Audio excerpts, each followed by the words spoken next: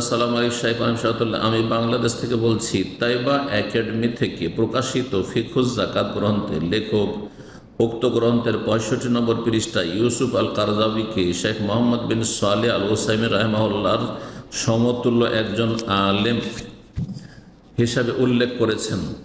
আল্লাহ হিদায়াত করুক এই লেখককে, জানি না কে সে।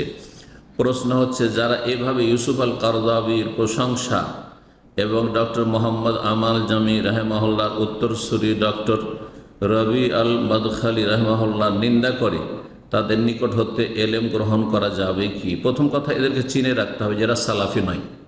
এরা সালাফি নয়, এরা হচ্ছে ইখওয়ানীদের নিকটবর্তী, সালাফিদের থেকে অনেক দূরে এরা।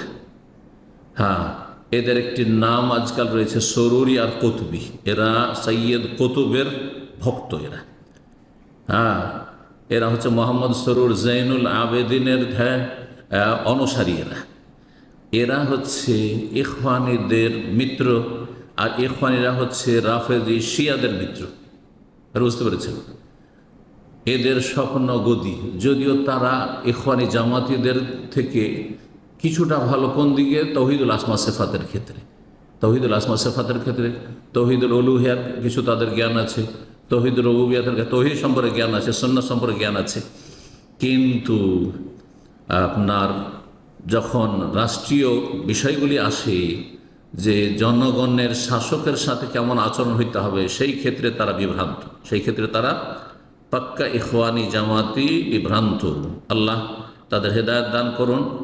এবং যেই ব্যক্তি তুলনা করেছে, জানি না সে কি, ইউসুফ আল কারজাবির মতো পথভ্রষ্টকে আল্লামা শেখ ইমাম মোহাম্মদ বিন সালেহ আল ওসাইমের সাথে, সে কোনো জ্ঞান রাখে না। আর না হলে সে অবিচার করেছে, অন্যায় কথা বলেছে, জি, অবাস্তব কথা বলেছে। আল্লাহ হিদায়াত দান করে তার অনিষ্ট থেকে জাতিকে রক্ষা করুন।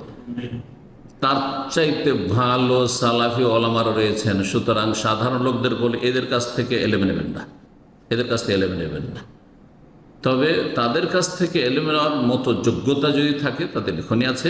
ফিকহুজ যাকাত থেকে আপনি কিছু এলেম নিতে চান, আর আপনি দক্ষ, ভালো মন্দের পার্থক্য করতে পারেন, তখন সীমিত আকারে যারা আলেম ধরনের জ্ঞানী মানুষ, কিছু বেশ কিছুটা শিক্ষা দিনের আছে, হক বাতিলের পার্থক্য করতে পারেন, তারা কিছু এলেম নিতে পারেন হয়তো।